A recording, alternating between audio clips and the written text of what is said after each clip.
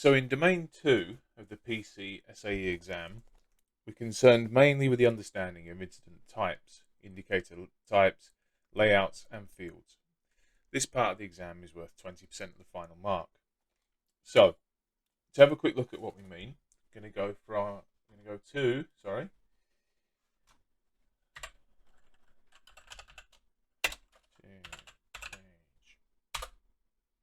was types.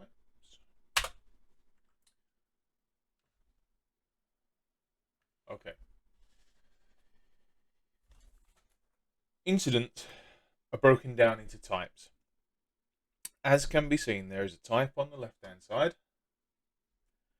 all the way through to the content pack that provided the incident type on the right hand side. If we go to a phishing incident,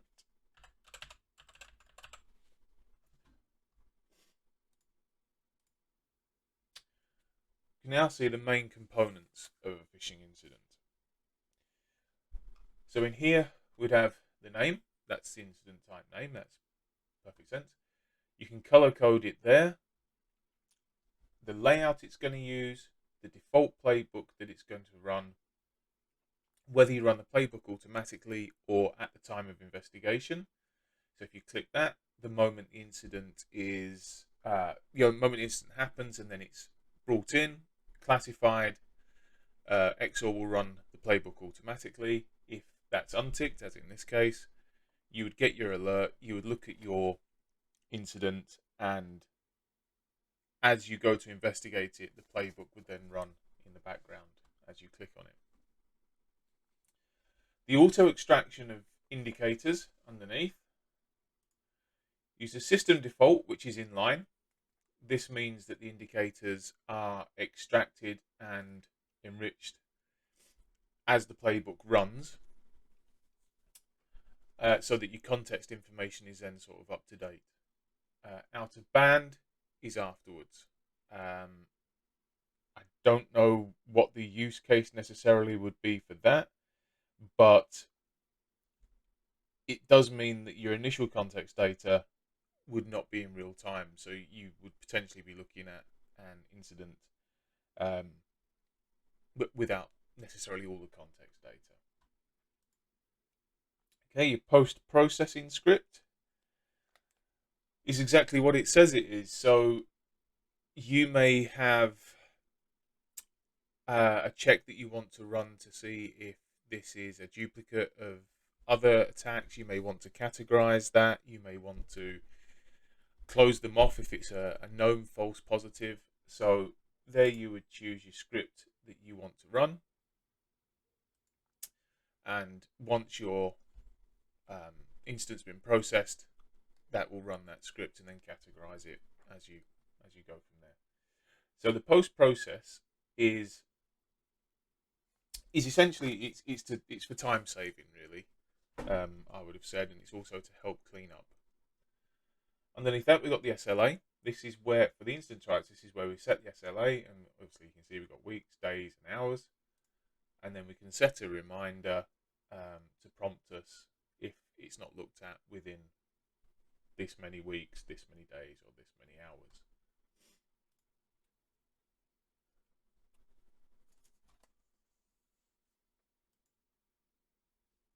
So from here we move on to layouts. As we can see in there, we've got the layout that you select for the incident type.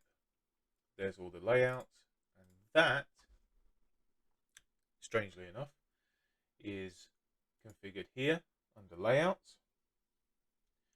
And here we can see where we can define what layouts we have for what incidents. So if I go again to good old phishing incident,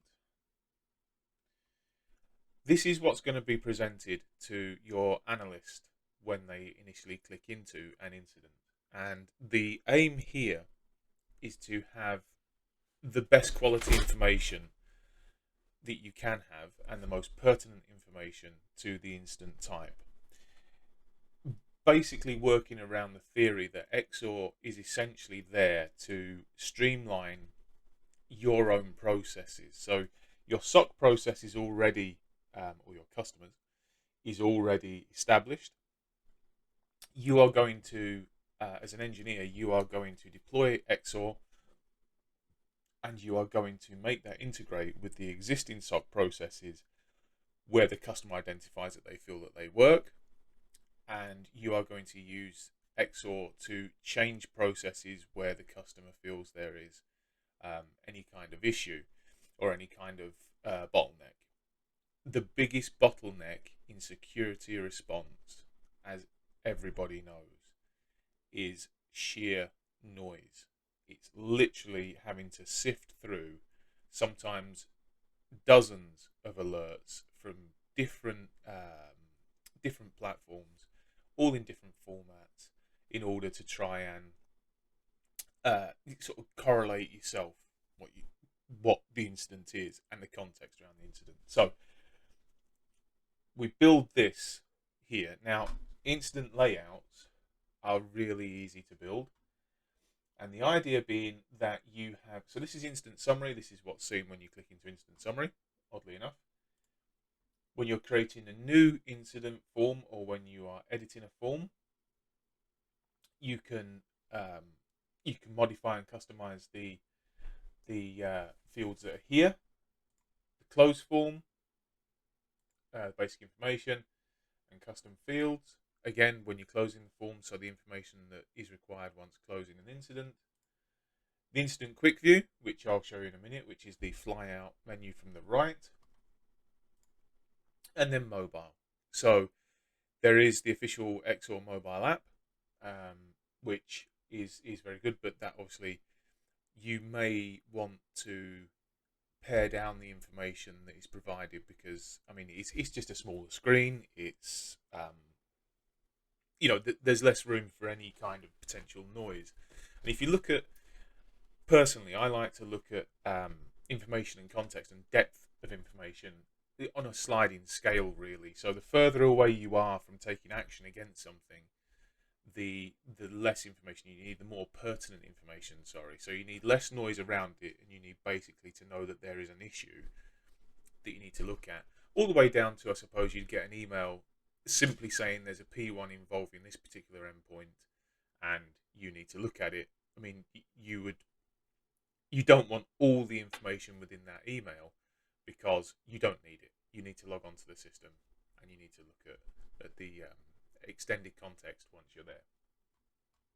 Okay, so I'll just quickly show you the quick view if I can. Go to incidents, take out status closed, search. So we can see there's incidents here. So as I click into that incident now, up here, I have quick view. That flies out from the right hand side, and then that is matched then to the fields that we saw previously. So you've got the basic information field, its type, severity, who owns it, status, where it came from, the source that it came from, the phase, which is the investigation, triage, so on. The roles it's assigned to, so is this going to be assigned to just an analyst? Is this going to be assigned to an administrator? More pertinent, I guess, for that particular instance is if you have, so within a SOC team, you will have large SOC teams anyway. You will have people that more deal with phishing incidents, and you'll have people that more deal with malware incidents, and you'll have people that more deal with, say, DOS attacks. And you can assign the role to an incident based on where you want it to go and what analyst you want to see it. So that's all done as we saw there with the incident type and the layout. So if you have a phishing incident, you don't really want your malware guy sat there looking at it wondering what's going on. So you would assign it to that role, and then you look at the way XSOAR does that then. So then further down the line, if you assign an incident type to a particular role, without any further intervention from yourself, although you can then customize it further, XSOAR will literally, it will look at it, it will look that it's been assigned to that role, and it will assign that incident to somebody who holds that role. And that is done as well on a basis of, have they got less work, have they got capacity, or in inverted commas bandwidth to deal with it. It's an awesome platform. The timeline information, so you know when it occurred, you know when it was created. So the SLA, last updated, total accumulated time, and the labels from the incident itself. So you've got the host name, timestamp, the client, which in this particular instance is my firewall, the priority, and so on. So really, one thing that's very strong throughout the PCSAE exam and course, and in fact as you go further forward, is to always try and point out that XSOAR literally removes a lot of the issues, and a lot of the bumps along the way. So it's responding to an incident, it's an event, it's creating the incident from that event, it's giving that incident to the correct person to deal with it, it's notifying that person, and all the way along the line, it's taking a downloadable record of everything that's been done around that incident. So if you go to the war room, just let it load.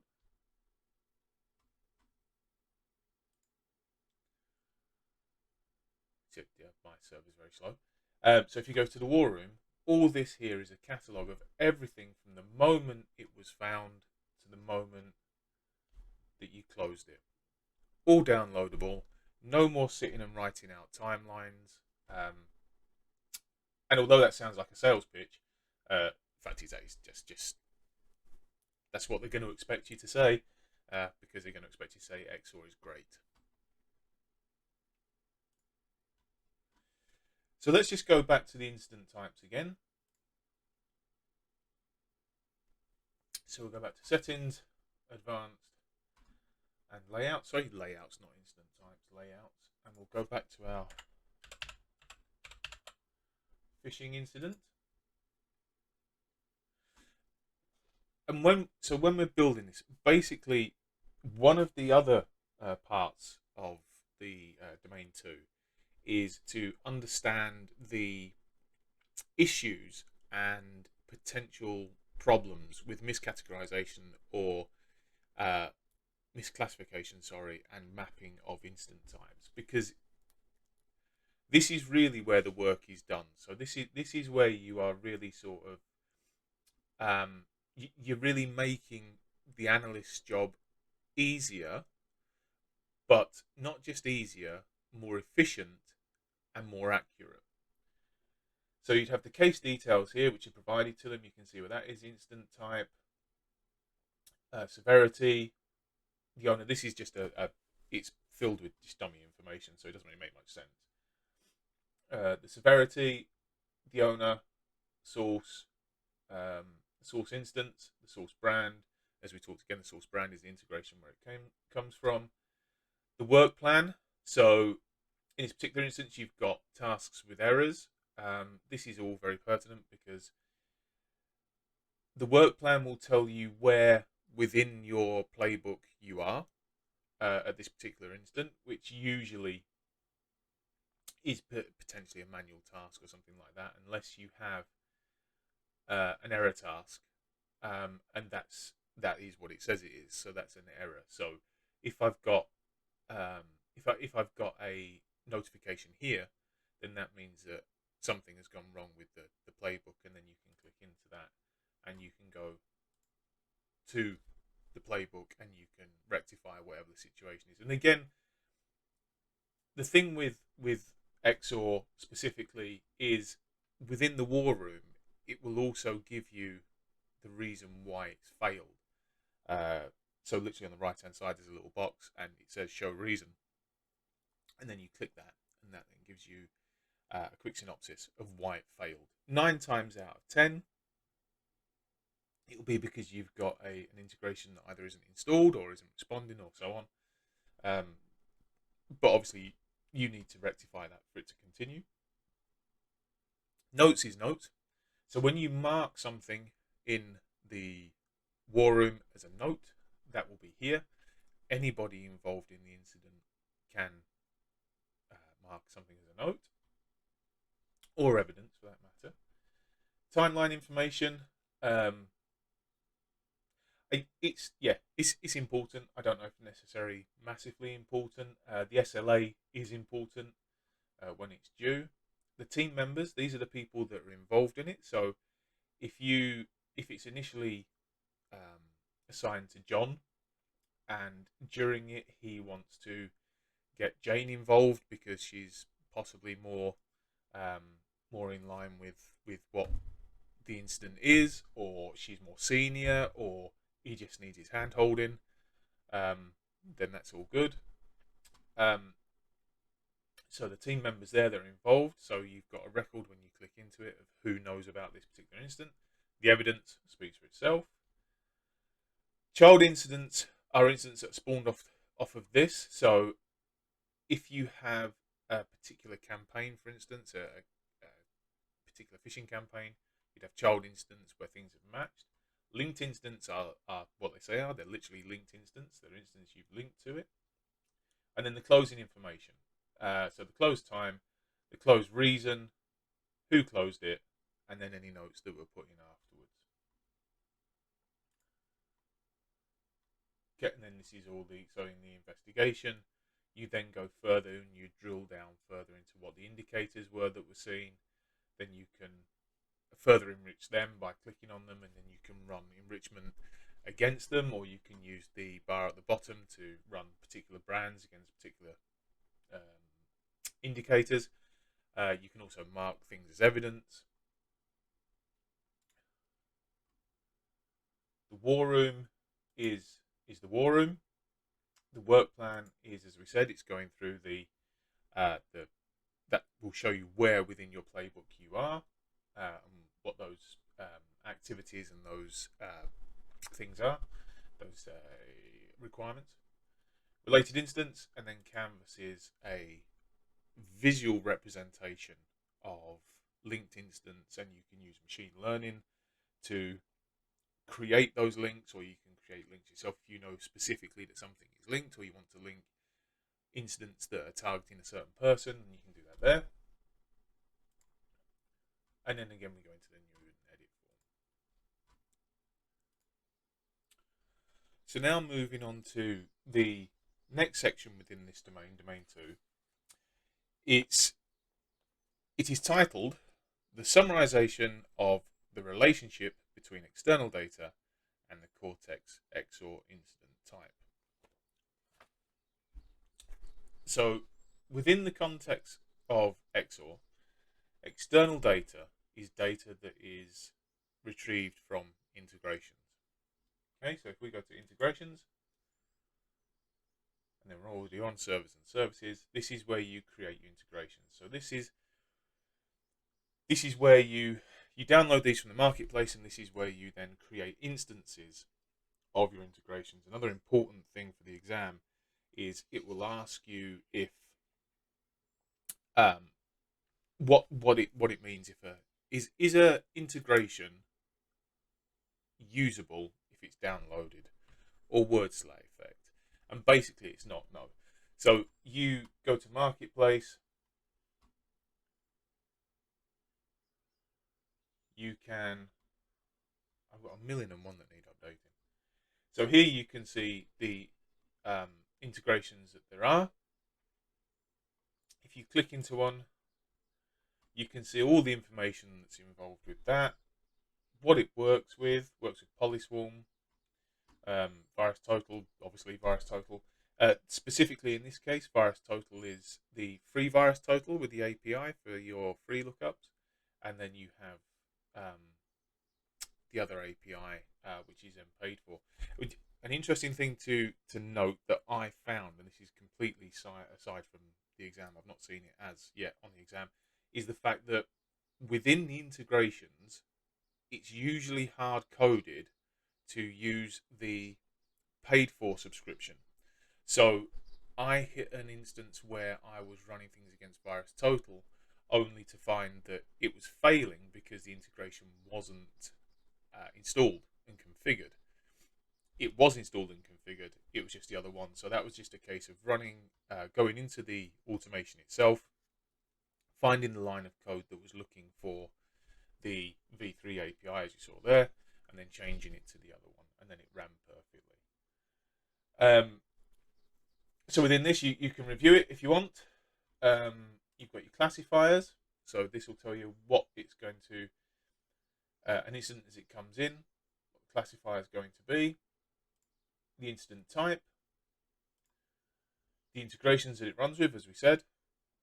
When you click into this, you can see that you've got 10 commands. These are the commands that can be run either from they'll either be run automatically from the incident type. You can programmatically run them, so you can create your own scripts that then run these commands, or you can run them from the bar at the bottom within the playground, so you can run things arbitrarily against indicators or files at will, so to speak, and that literally will give you that. Now, when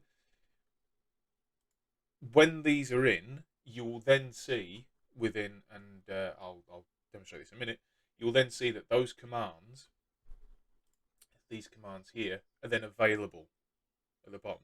Now, they become available once it's downloaded. Doesn't mean so they're going to work, because if you haven't got an instance of it, then there's nothing for it to work on. And then we have the playbooks that come down as part of this content pack. So we've got create zip from virus total, does what it says on the tin, creates a zip from given hashes, existing virus total, detonate the file.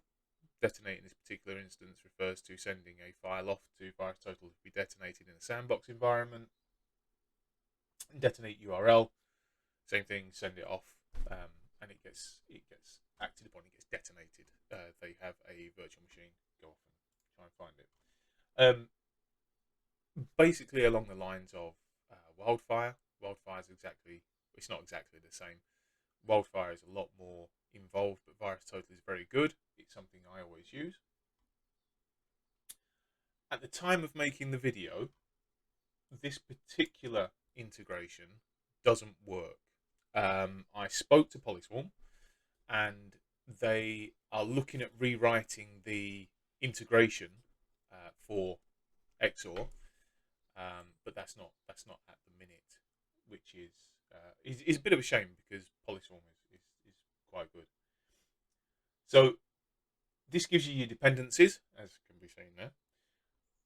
So when things aren't working, this is, as it says, additional content packs that must be installed for this content pack to execute successfully. These are your dependencies. If you have any issues, you can quickly click into your integration, have a look at your dependencies, and if there's any issues, you know that you need to upgrade those to help it work. Version history. Again, if you find that you've got an issue, and there are sometimes issues, I've not run into one yet, but this is, these are maintained releases, and occasionally issues come out. You can see where you are, you can see what's installed. I need to update this. Reinstall that one, revert to that version, revert to that version. In fact, I am 2 versions behind, which is slightly annoying. So if I update that one, and you can see that, fantastic. So you can see there that there is dependencies missing, as we could see in their base and common playbooks, which we could see which needed updating first. Okay, so just to we'll run through that now.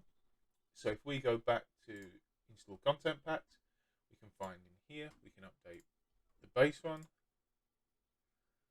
Update. Oh no, crikey, no, I made a mistake. Tell me, base, fresh content. Okay, so that's been updated. And common scripts, wasn't it? Common scripts, update that.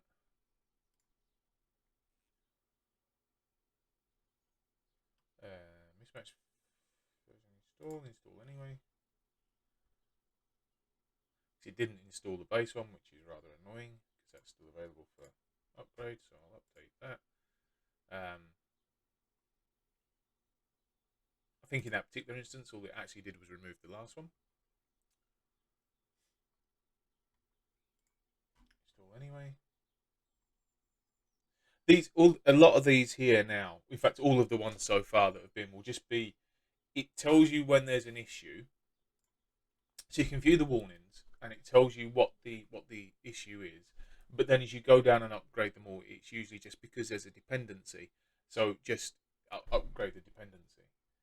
So if we go back to, if we go back to integration and services, virus total. Yeah, click into that. Okay, version history, and we now see that that's the new version's installed and all the dependencies are installed. We know that because we updated them. Okay. One of the big strengths for Cortex XSOAR is machine learning and the ability to train an AI model. I'm going to demonstrate this really with this phishing incident. So we have a phishing incident that has been created from the sample generator. Got the investigation there, so we've gone through it, been seen everything. There's not much context information really for the sample, and there's your war room. So in here you can see got the field, instant name, occurred, remediation SLA, what phase it's in. We have the email itself sent from the user from some random, and there's a link for it. Under here we have any automations that have been carried out, label type. Under here we have where it's come from, the IP address, so it's been categorized, the MD5, hashing of the incident, the user. And so now what we're going to do is we're going to use this information now to go and train or start training a model. Now, because this is a demo system, I don't actually have enough incidents on here for it to be happy about training a model. So it will fail, but in a production environment, certainly something that's been up for some time, you won't end up failing. So we are going to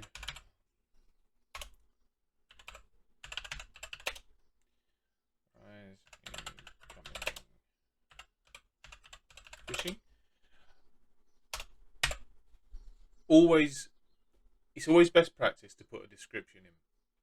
Within the IT industry, we tend to believe that we're going to be somewhere for a forever type of thing, and we build something and therefore we own it, and it's ours, and it's our precious little thing. The problem with that is that over time you will forget why you did something. You will forget the purpose for something anyway. So a description is always good to give like a background to why something has been done, and a lot like you would put a comment section in code and things like that. It gives an idea of why that then works. But additionally, somebody at some point, I can absolutely guarantee, unless it gets decommissioned before you leave, at some point somebody else is going to sit and look at something you've done.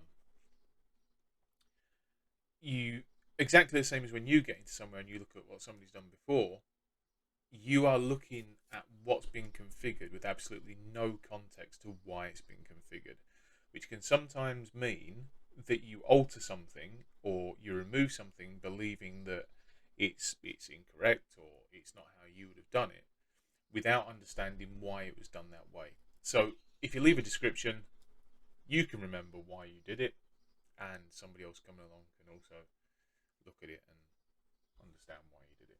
Okay, so we're going to select our instance type, which in this particular instance is going to be phishing, which is all good. We're going to do last 7 days. This is the date range it's going to go back. Maximum number of instance tests 3,000, so that you're not searching through those. This box here, when it becomes populated, it can be a bit of a pain because you end up on on certain browsers, having to sort of scroll through and going down, and you bit of a nightmare. So we're going to select our instant field, and for demonstration purposes, I am going to use the source brand, which, if you remember, is I'm not going to spell it correctly though, because that would help immensely. There. So I'm going to use source brand.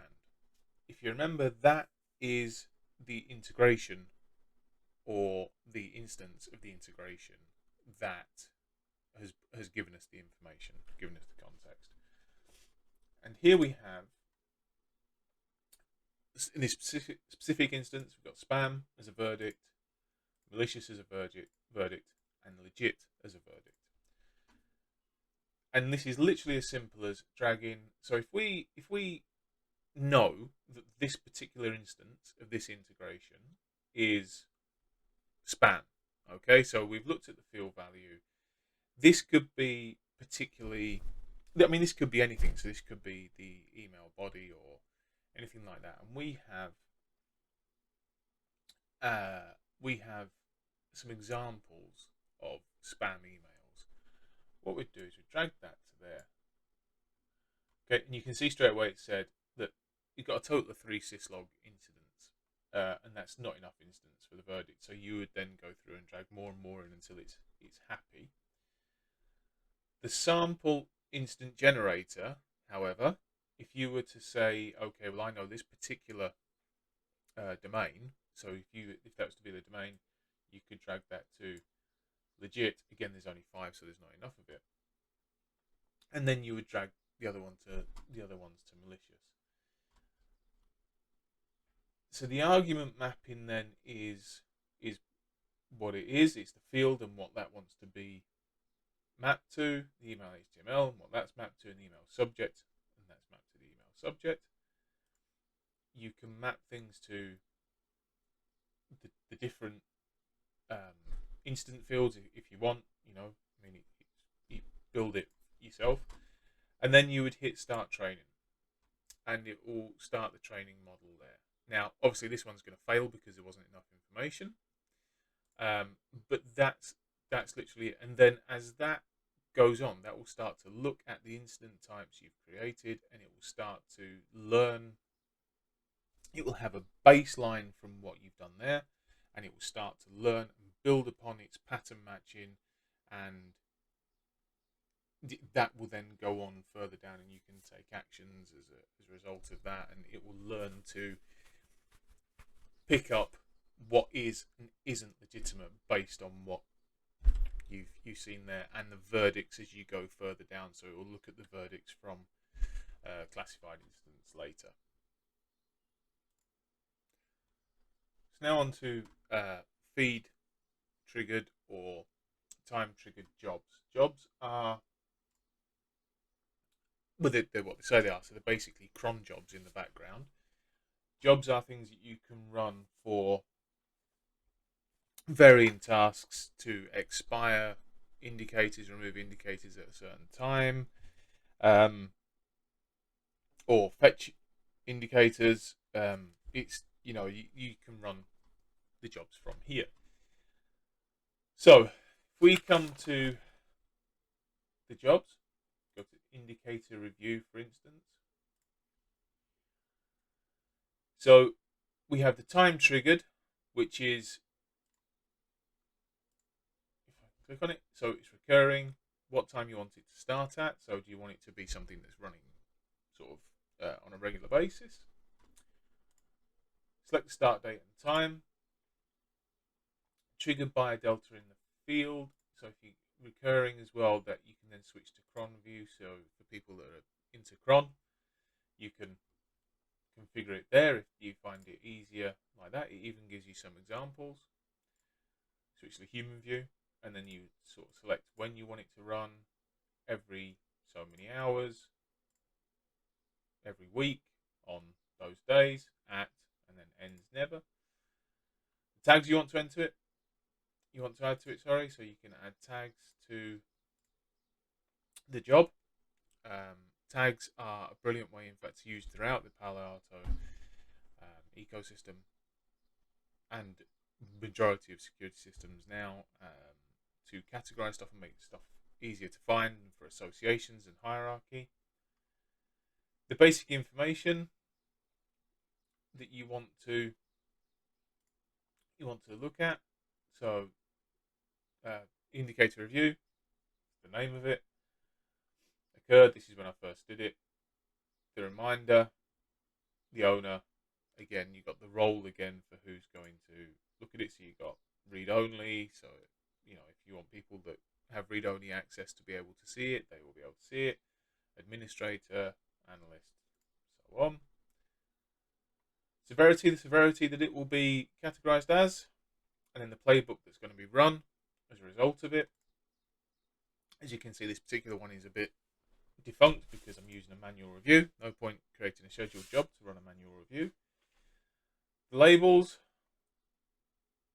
phase, and then details, and then the custom fields that you want afterwards. So the assigned user, it basically everything that you've got around creating an instance. So it's a scheduled triggering of an incident. You can run it now. You can disable it, enable it, pause, resume, abort, and delete it. Again, with all these things, you can see what fields you want. You can move the fields up and down. And then you can see that we now have the SLA at the top. And we have a lot more information as to what the job is about. The labels and the attachments. Let's click everything. So it's all in. That's, you'll find with a table view that is the same all the way around. Summary view, let's look at that one, maybe a bit easier to look at. And then status closed. So it's been run, it's been closed by me. And that's jobs really. And so jobs is anything that you want to do on a regular basis that you don't want to be having to do yourself, basically. And then as you get further and further into it, you'll find more and more uses for them. I mean, one of the big uses is to expire indicators, yeah, because that's one thing I use it for.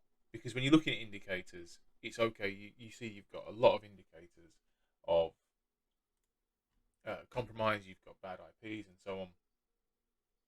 And then when you look through, you've got the expiration status there, which you can move up a bit. So there, so you know that you've got the active ones. Come back to it and it's there, so we know that it's active. If you want to go for closed or expired,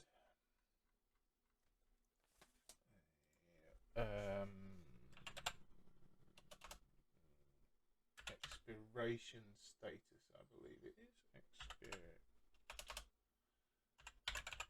Expiration status equals expired, and there isn't any. So actually, my job's working, and they're all the ones it's got are active. But you would normally have a lot of things there as you set up your feeds. For instance, I mean URL house.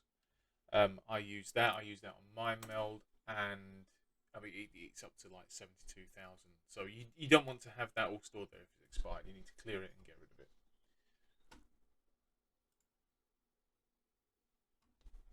Okay.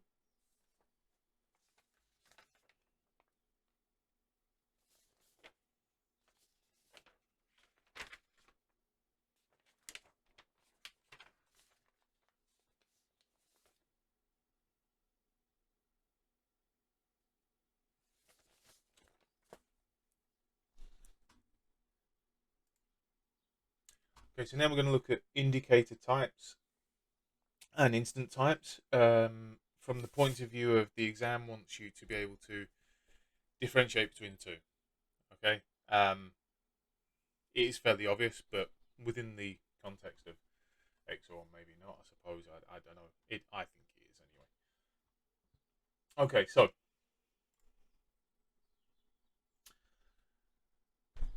Within the indicator types, we can configure how we want to extract a particular indicator we're looking for. So using this as a baseline, the type of indicator it is, the symbol for it, the name that it's enabled, so you can disable it if you want to, the reputation command, so this is the command that you're going to run for reputation checking, and then the regex that's going to grab it. So if we look at email, for instance, we can see here that we've got from the beginning A to Z in capitals, A to Z in lowercase, 0 to 9. So that would capture all the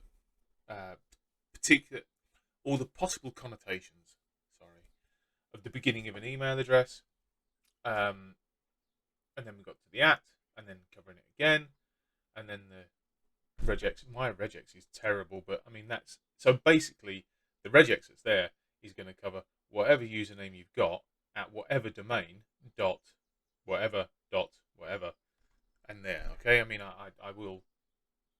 I'm going to have to learn more regex than I've got now, but I'm sure you won't let the fact that I don't know regex off the top of my head. You'll let it slide. Okay, so when we're creating a new indicator type, as usual, we'll click on that. We're going to give it a name. We're going to write the regex that we want to use to extract and classify that. So this is how we're going to get our indicator. Our formatting script. What formatting scripts we're going to use after that. And so to extract domain and FQN from URL and email, that's the script. And then the enhancement scripts, what we're going to do then, so we're going to run an IP reputation script on it, and a file reputation script. Okay, the reputation command. This is the reputation command we're going to use on it. So we could use URL, and then integrations to exclude. So by default, it will use any instance of any integration that is marked as being, you haven't ticked the box for do not run by default. They're all run by default, and at that point, the worst verdict is taken as the verdict that is presented to the user. So if you have 3 integrations, 2 of which say that it's good, 1 of which say that it's bad, it's going to show you that anyway in the context information, but it's going to pick as a overarching reputation for that indicator as being bad, because that's best practice. You want to know what's the worst case scenario, essentially, is what you're looking at. But you can put here that you don't want to use, so integrations to exclude. So you can exclude specific integrations from that. How it's going to expire: never expire, speaks for itself, never expire. Time interval, how long it's going to take for it to expire. So if you want it to expire in, say, 1 day, then that's all good. 1 hour, whatever you want it to expire. So then we're going to go into layouts, and this is the layout, and I'll show you the layouts in a minute. And then you've got advanced stuff, so the context path for the reputation value. A lot of these options, what I would suggest really, just as a quick aside, is download XSOAR. The community version has the reporting removed, okay, and you are limited to 166 automation commands, as I've said before, but download the XSOAR. You go to Demisto, you apply for a download, they don't say no, and then you get a full version where you can do the reporting and everything for 30 days. I would suggest do that, and then literally just sit and look at it, because there's all sorts. It literally helps you along the way. It's designed to help the analyst. That's literally what it's designed for. An engineer our role is to, obviously, as you know, to design the indicators, create integrations, create automations that are designed to assist. But for things like this, which an analyst would do, and an engineer would do at a very base level, it does help one hell of a lot. So literally, it says an indicator is auto extracted. The entry data from the command is mapped to the context. This path defines where in the context that data is mapped. Context value of reputation, and then cache expiration in minutes. So how long do you want your cache to expire? And then you have custom fields. So you can change custom fields. You get an indicator sample, so you can load an indicator sample in there. And then that will show you how you can map the information that comes back on the indicator to which path. Okay, so that's indicators. If we go to layouts, let's go to instant types first. So these are your instant types, as we said before. The instant type is the instant type. We went through this previously, so run playbook automatically. That's where you categorize your instant. I'll not bore you going into it again. And in layout types, we have the two different layout types. We have the indicator layout and we have the incident layout. So very different purposes, and they're fairly sort of intuitive and straightforward. So we've got our instant layout that we talked about previously and how you can customize that. And then your indicator layout is, there you can see the bad reputation. So this is a good way of demonstrating what I said previously. So in this particular instance, this test data was run through autofocus and virus total. Autofocus thought it was bad. Virus total just had it down as suspicious. Obviously, bad is worse than suspicious. And so the overarching display that your eye is drawn to is the fact that it's active. So it's working now. It's not expired, and it's bad. And then you can enrich further from there. You can expire the indicator from here. You can add tags to it and remove tags. You assign it to people there. Assign role 1, 2, blah blah. And then the sources that it came from. So instance 1's feed A, and then the reliability of that source as well, because you'll find that feeds are updated at varying times, and a lot of that is dependent upon how much you pay to the people that maintain the feed. I don't have an issue with subscription-based indicator feeds. The reason I don't have an issue with it is because the quality of the information, in order to make that up-to-date and almost real-time, the infrastructure that is required and how efficient the infrastructure has got to be is vast. And if somebody's going to put that money into that, then I'm happy to pay the money for the subscription. However, that said, there are many like Virus Total, Polyswarm, Alien Vault, many that offer URL House, many that offer free feeds.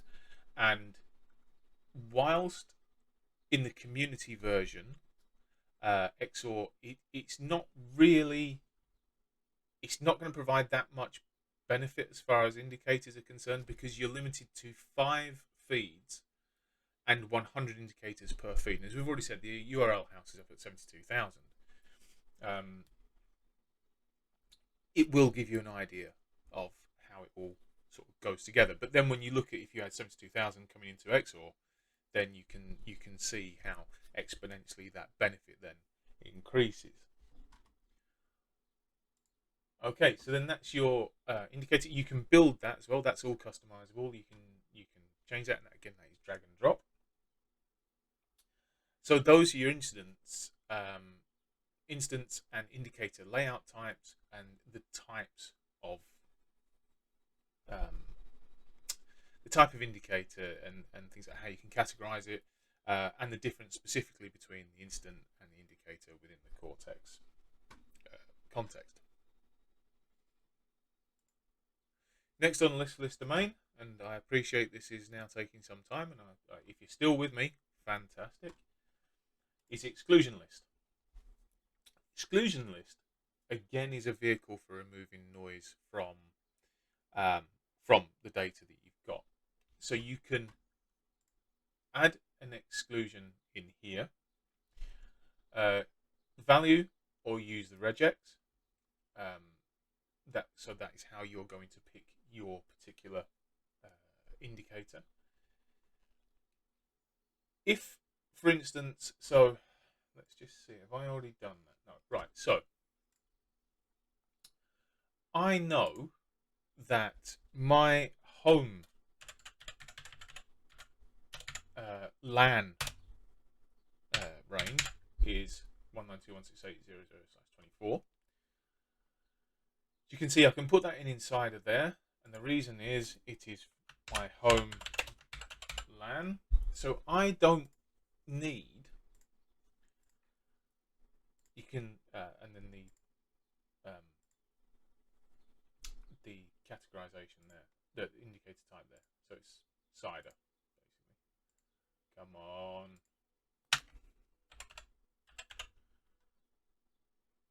Right. So I don't need that to be run through reputation commands. Bear in mind that you're now limited to 166 commands. And even then, when you're not limited to the certain amount of commands, you don't want to be going through all of your known good IP addresses.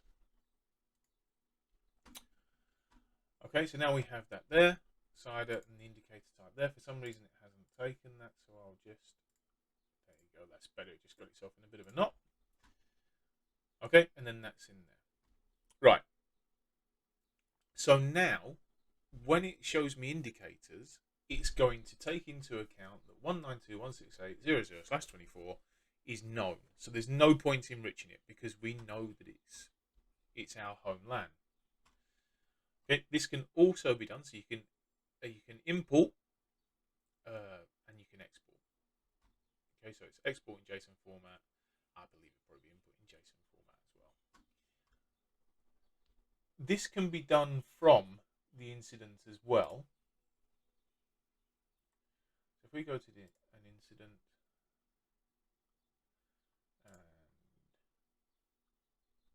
and no, you'll go to a better incident than that, I think. Incident. Okay, so here we have one that's already closed. So the setting that I put in there won't now apply to this. But if I want to go to that one there, it knows it's good because VirusTotal and XFE have said it's good because they recognize it as being an internal IP address. Maybe. So we can go to actions there, and then we can exclude, and then as you can see, you come back to the same thing. So what it is, and then you put an exclusion reason in, and then that deletes and excludes that indicator. Again, that is very much an iterative process. That is something that's going to be done probably primarily by the engineer when he first puts it in. So you would exclude certain known good indicators that are going to be specific to each company, and then it would be done as an iterative process by the analysts as they go through and they realize that certain things are benign and don't need to be looked at. They can then exclude that. And again, you can control who can do that as well. So if you don't want your analysts to be able to do it, you want your administrators to be able to do it, you can drop that down to only being allowed to be done by administrators. Okay, so that's the exclusion list. So for the exam as well, you're going to be expected to understand field types and how to create field types yourself, and how they are then mapped into the instance and so on, how that then rattles through the whole system. So we're going to go back to settings, and we're going to go to fields. And here we have all our field types that we've seen previously. So we've got attachment hash, what it is. So it's short text, single select. That's a single select drop down. Behavior objective, short text. Let's see if we've got other ones. Number, date picker, chronicle detection, created time, date picker again, and then grid or table.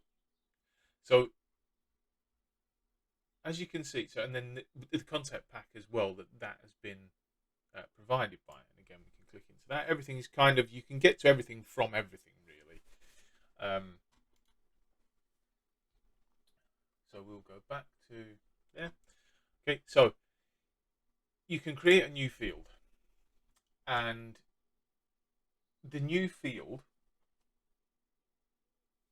is going to allow you to further customize something that you need to know, or your customer needs to know.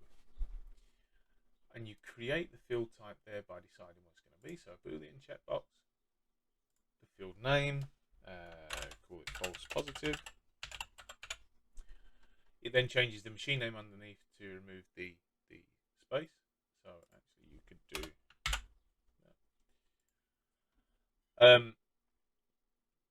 tooltip. So when you are hovering above it, you'll get a tooltip. You all know what tooltips are. The script to run when the field value changes. So when it monitors it, and it will say that executes immediately after the field is modified. Field display script determines which fields display for forms and the values that display for single select fields and multi-select fields. Which instance types you want to associate it to. So it's either all, or you can find your instance type that you want to associate it to. Default display on either the new edit form, close, or both. Who can edit it? Only the owner can edit it, or everybody can edit it. Make data available for search, and add as optional graph. And then that will give you your indicator, and you can see how you can then put that into different incidents. At your field, sorry, not your indicator. And then that field then becomes, so you've got instant field, evidence fields. So you would create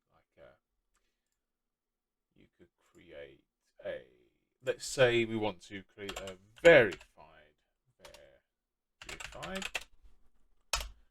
That would be better off as a Boolean.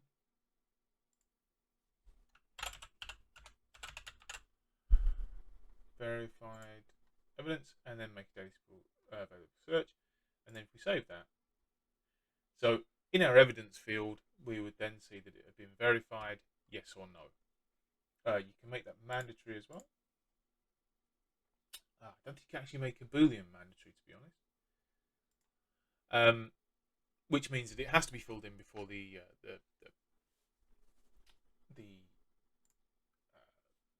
process can continue.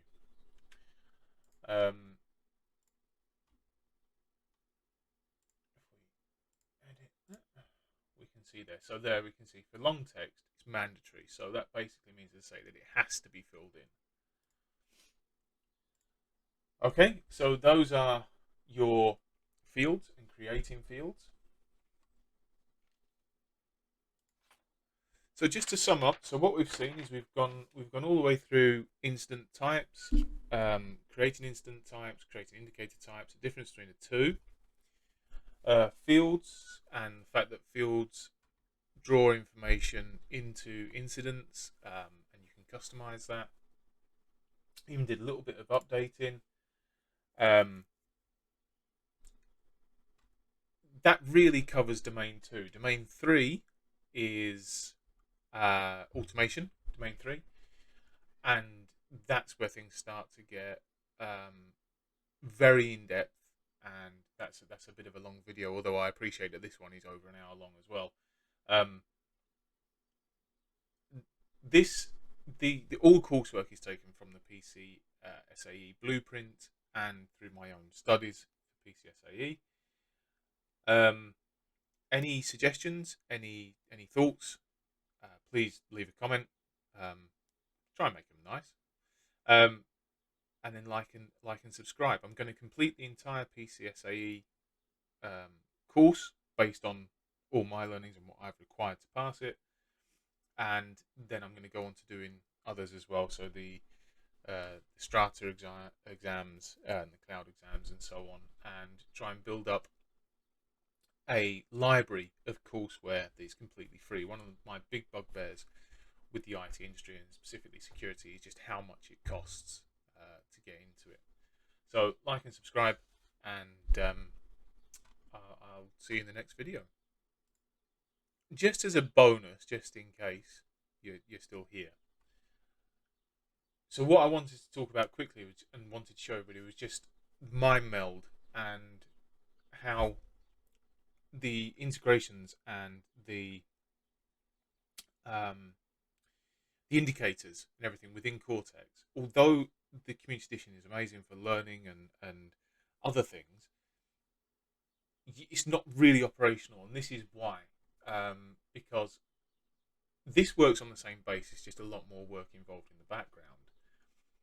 So we're taking the indicators. So we've got 8 miners, 3 processors, and 5 outputs, and between them we've got 3.3 million indicators in total that have been processed and so on in the last 24 hours.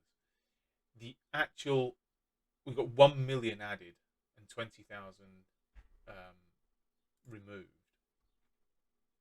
But here you can start to see the numbers that are involved, and then you've got your outputs there.